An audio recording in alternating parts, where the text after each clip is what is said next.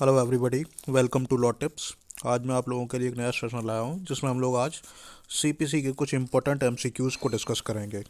और ये हमारी सीपीसी की एमसीक्यूज़ की सीरीज़ का सेकंड पार्ट है।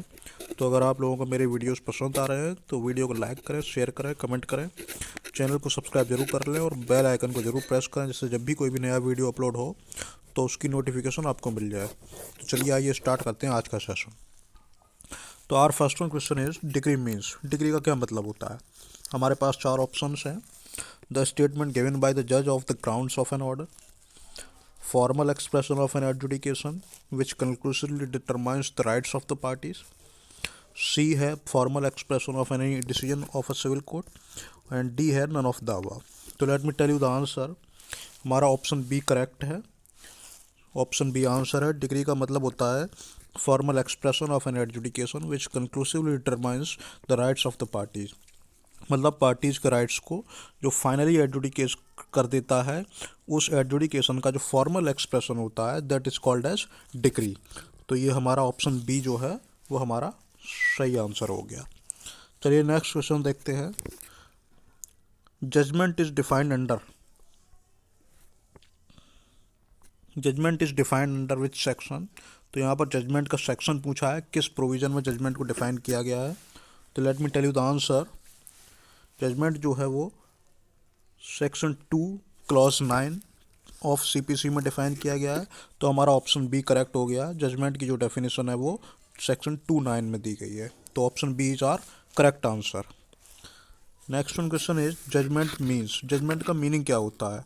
हमने अभी देखा कि जजमेंट जो है वो सेक्शन 2 क्लॉज 9 ऑफ सीपीसी में डिफाइन है। और इसकी डेफिनेशन क्या है? तो हमारे पास चार ऑप्शंस हैं। स्टेटमेंट गिवन बाय द जज of the grounds of a decree और ऑर्डर। बी ऑप्शन हमारा जो है वो है formal expression of any decision of a civil code which is not a decree. C है formal expression of an adjudication which conclusively determines the rights of the parties. और D हमारा option है none of the above. तो let me tell you the answer. हमारा option ए जो है वो correct answer है। जजमेंट का मतलब होता है स्टेटमेंट गिवन बाय द जज of the grounds of a decree और ऑर्डर। ऑर्डर या डिक्री के ग्राउंड्स को जो जज का जो स्टेटमेंट होता है that is called as judgment. और ये सेक्शन 2(9) में डिफाइन है सीपीसी के। तो हमारा ऑप्शन ए सही हो गया। Next one question is order is defined under which section. Order किस प्रोविजन किस सेक्शन में डिफाइन है सीपीसी के में? तो यहाँ पर चार ऑप्शंस हैं। Section 2 clause 2, section 2 clause 9, section 2 clause 14 and section 2 clause 16। तो let me tell you the answer. Option C हमारा करेक्ट आंसर है। सीपीसी के ऑर्डर्स 2 सीपीसी के सेक्शन 2 क्लॉज 14 में ऑर्डर को डिफाइन किया गया है। और हमने अभी डिस्कस किया था जजमेंट जो है वो सेक्शन 2 क्लॉज 9 में डिफाइन किया गया है। तो ये आपको याद करना है। You need to remember the difference. Section 2 clause 9 में जजमेंट डिफाइन है और ऑर्डर जो है वो सेक्शन 2 क्लॉज 14 में डिफाइन है। तो हमारा ऑप्शन सी जो हो गया वो करेक्ट आंसर हो गया, सेक्शन 2 क्लॉज 14। नेक्स्ट क्वेश्चन देखते हैं।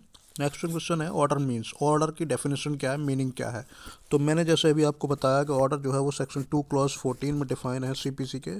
तो वहाँ पर क्या डेफिनेशन दी गई है? हमारे पास चार ऑप्शंस हैं। Formal expression of an adjudication which conclusively determines the rights of the parties. तो ये जो ऑप्शन ए है ये तो डिक्री की डेफिनेशन है, हम लोग पहले ही डिस्कस कर चुके हैं, तो ये एलिमिनेट हो गया ऑप्शन। इसके बाद बी ऑप्शन है सेटलमेंट गिवन बाय द जज of the grounds of a decree और ऑर्डर।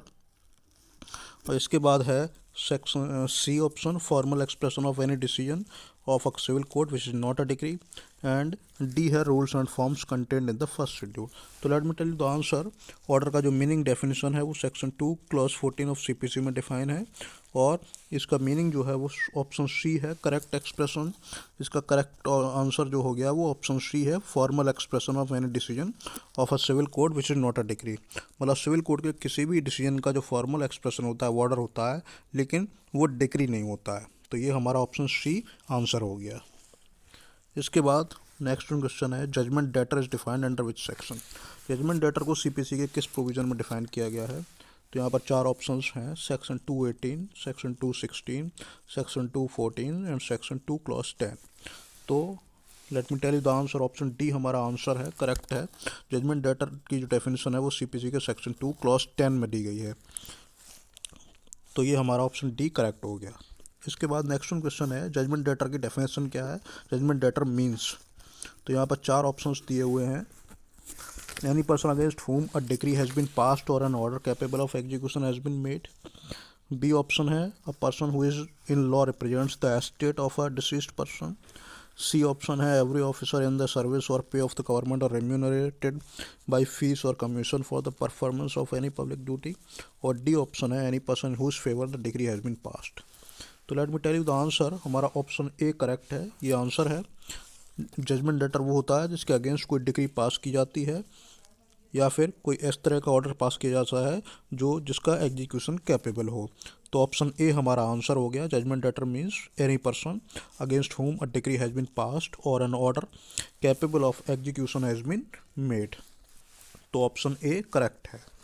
इसके बाद नेक्स्ट क्वेश्चन देखते हैं। Legal representative is defined under which section. तो सीपीसी के किस सेक्शन में लीगल रिप्रेजेंटेटिव को डिफाइन किया गया है। तो let me tell you the answer. यहाँ पर 4 ऑप्शंस हैं। Section 2 clause 8, section 2 clause 9, section 2 clause 10, section 2 clause 11। तो let me tell the answer. हमारा ऑप्शन डी करेक्ट है। सेक्शन 2 क्लॉज 11 ऑफ सीपीसी में लीगल रिप्रेजेंटेटिव को डिफाइन किया गया है। तो हमारा ऑप्शन डी करेक्ट हो गया। इसके बाद लास्ट क्वेश्चन देखते हैं। लीगल रिप्रेजेंटेटिव का मीनिंग क्या होता है। लीगल रिप्रेजेंटेटिव मीन्स, तो हमारे पास 4 ऑप्शंस हैं। Any person who in law represents the estate of a person, any person who in law represents the estate of a person and includes any person who intermeddles with the estate of the deceased, and where a party sues or is sued in a representative character the person on whom the estate devolves on the death of the party so suing or sued, any persons against whom a decree has been passed, and D option है a person entitled to appear and plead for another in court। तो let me tell you the answer। Option B जो है हमारा वो answer है, वो correct है। Option B legal representative की जो डेफिनेशन दी गई है, जैसा हम लोगों ने अभी पढ़ा था, उस डेफिनेशन के अकॉर्डिंग लीगल रिप्रेजेंटेटिव का मतलब होता है any person who in law represents the estate of a person. और इसमें वो लोग भी इंक्लूड होते हैं जो intermeddles with the estate of the deceased and where a party sues or is sued in representative character the person on whom the estate devolves on the death of the party so suing or sued. तो हमारा option B जो है वो correct answer है। Option B legal representative की definition है as per CPC. So friend, this is all about the today's session. अगर आप लोगों को ये वीडियो पसंद आया और ये सीरीज़ पसंद आ रही है एमसीक्यूज़ की, तो वीडियो को लाइक करें, शेयर करें, कमेंट करें, चैनल को सब्सक्राइब कर लें और बेल आइकन को जरूर प्रेस कर लें। इससे जब भी कोई भी नया वीडियो अपलोड हो तो उसकी नोटिफिकेशन आपको मिल जाए। All the best.